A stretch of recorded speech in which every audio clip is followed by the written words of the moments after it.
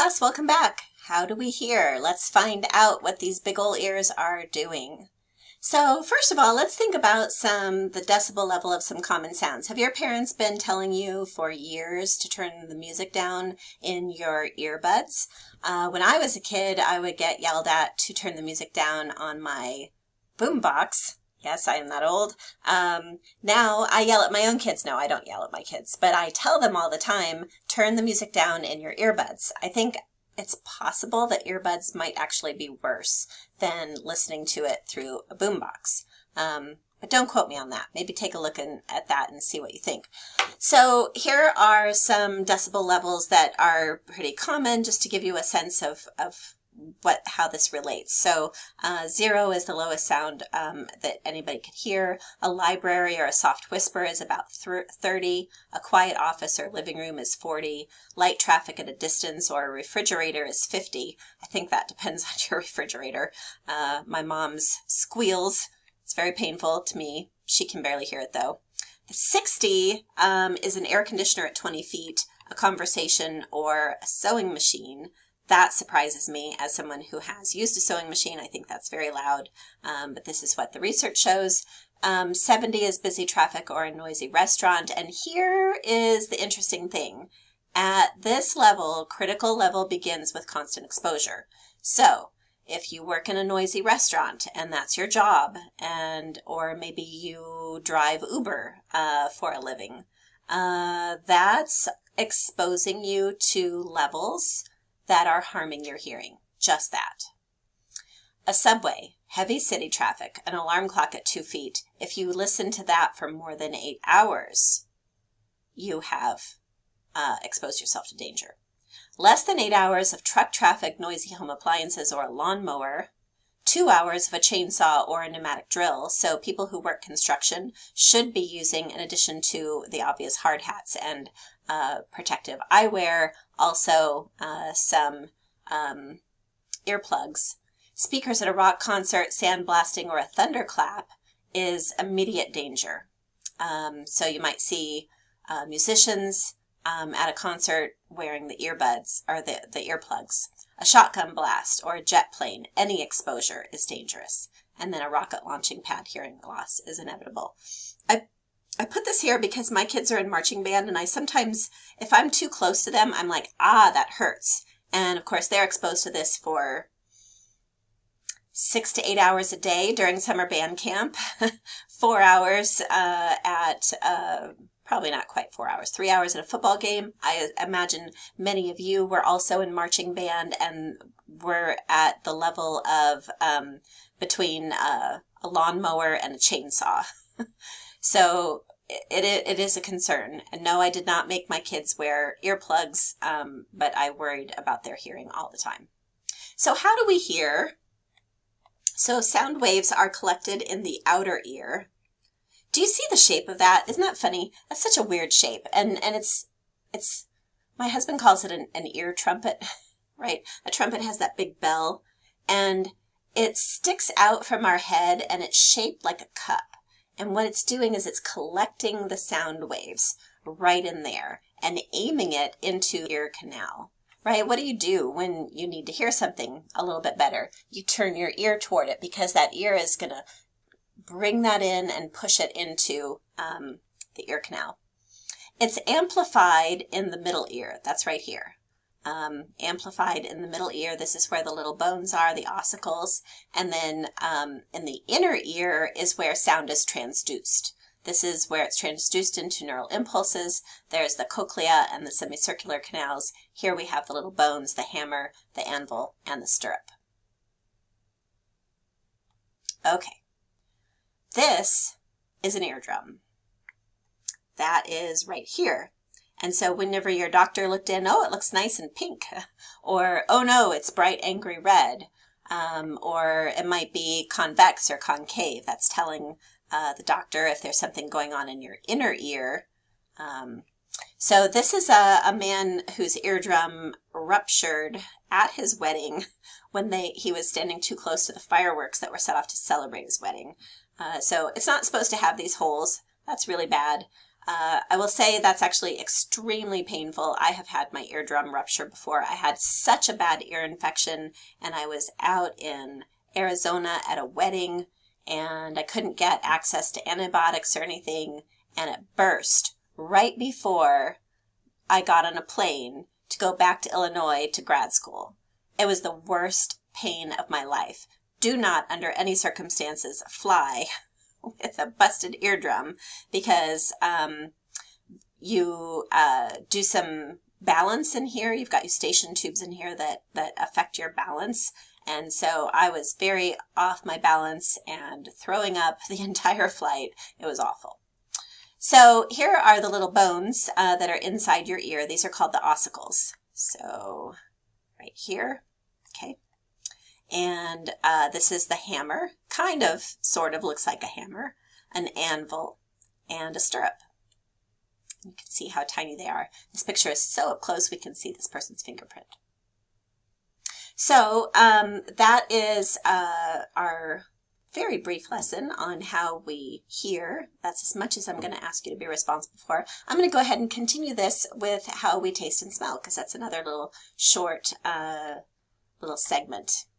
So taste cells are chemical sensitive receptors located in taste bud clusters. So you've got clusters of taste buds, and they're actually down here. These are the bumps on the surface of the tongue. That's what they look like up close, and the taste buds are actually down in there, okay? And so there's clusters of them right in there. The taste buds and the papillae are located on the tongue, in the throat, and on the soft palate. The soft palate is I think it's the stuff below your tongue. For a stimulus to be tasted, it must be dissolved. So that's why you have spit. And so if I tell you to start thinking about pizza or brownies, tacos, if you think about that for very long, or if I present you with a big steaming plate of lovely tacos, you will probably start to salivate in preparation for dissolving that. You can't taste it if there is no saliva. It has to be dissolved. Well, I guess you could, yeah, I think it has to be dissolved. So each taste bud contains 50 receptors for 5 basic tastes. And these are, the tastes are there to help us to seek out the kinds of nutrients that we need. They provide us with gustatory pleasure, but their primary goal is to know what nutrients we're going to get. So they're sweet, sour, so sour is things like lemons and limes, sour candies, salty, bitter, think of things like coffee, tea, greens, broccoli, cruciferous things like broccoli, spinach, no, not spinach, cauliflower, things like that. And then umami. This is a 5th one that was added a little bit later. This is roughly translated as the taste of meat, or sometimes it's called the taste of MSG, monosodium glutamate. So all of these, which of those do you like best? Can I make a guess? That it's probably sweet or salt, one of those two. I'm a sweet person. It's a terrible curse. The thing is, a taste for sweets was designed to get us not to eat particular nutrients, but to eat a lot of calories. Most things that are sweet provide a lot of calories for us. So if you're a hunter-gatherer and you come across some wild honey, that's going to taste really good to you because you should eat all of that. You should eat as much as you can because who knows when your next meal is coming. Salty is also a very strong pull for us.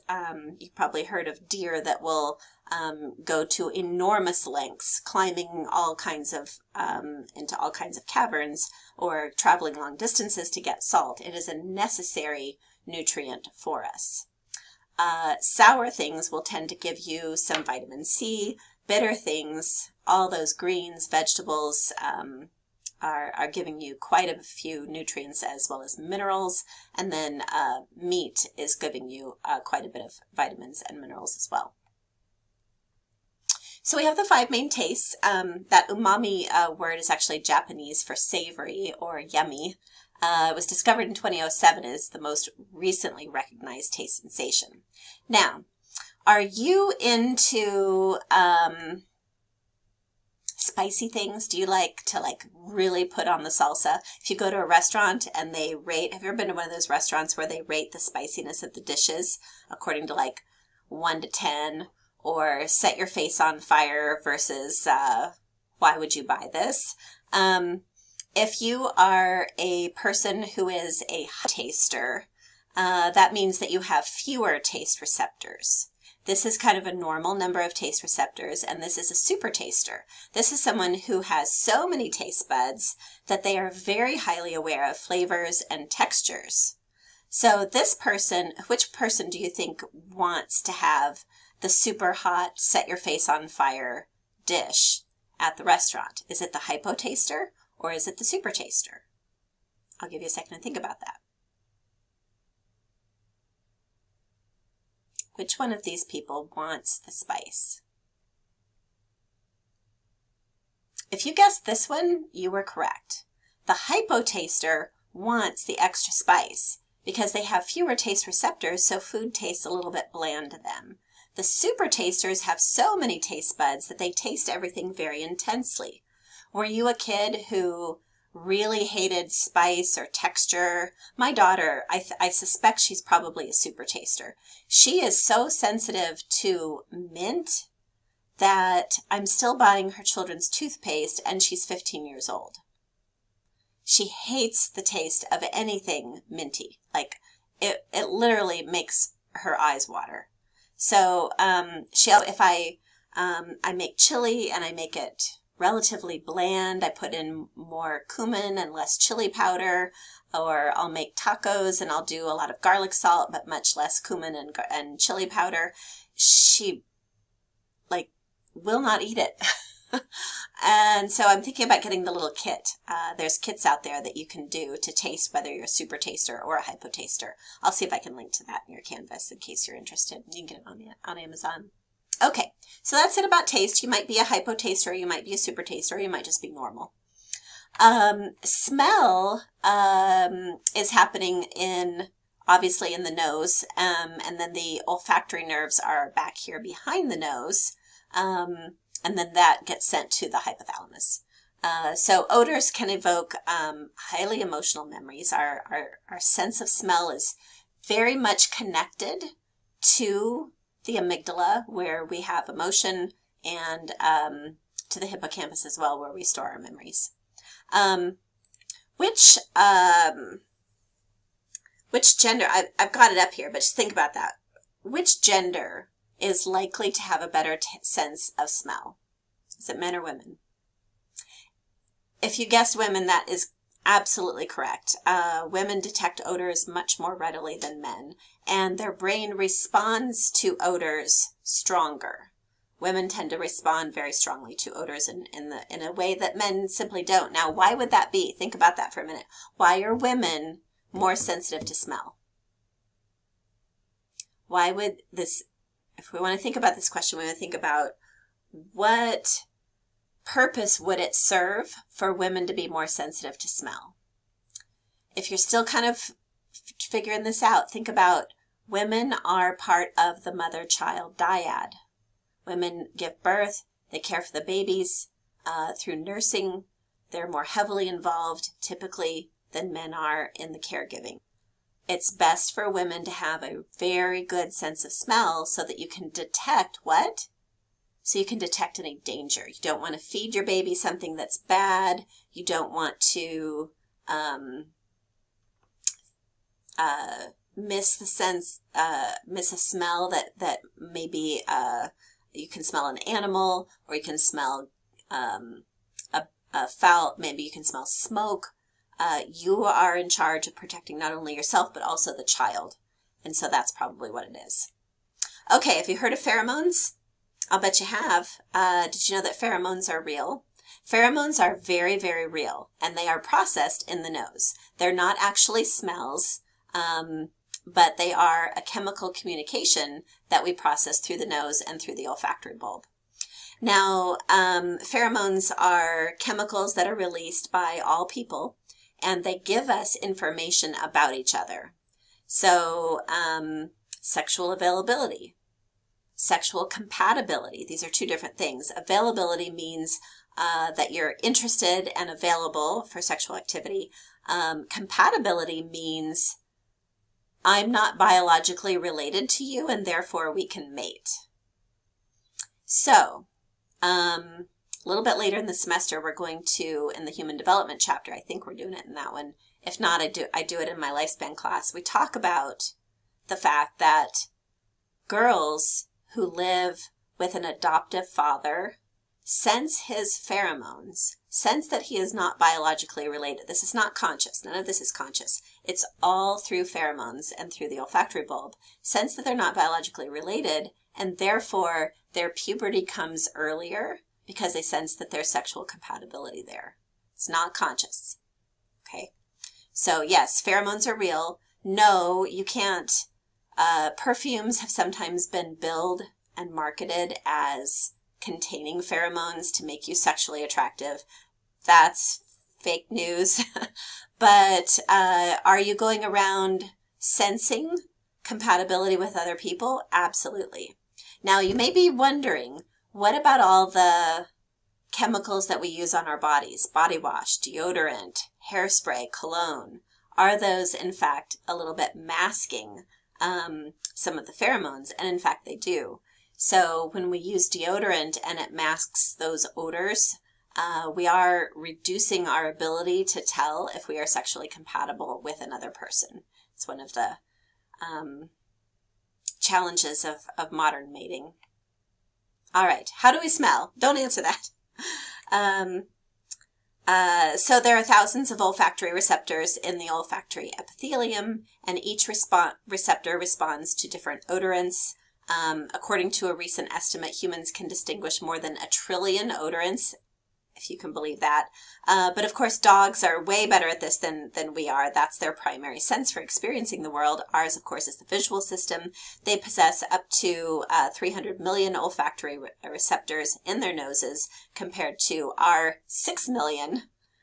So the part of the brain in a dog that is devoted to analyzing smells is, proportionally speaking, 40 times greater than ours. So we can distinguish more than 1 trillion.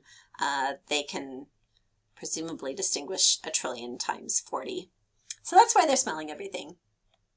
All right, we'll close it out there and we'll finish up this chapter with how do we feel touch and pain.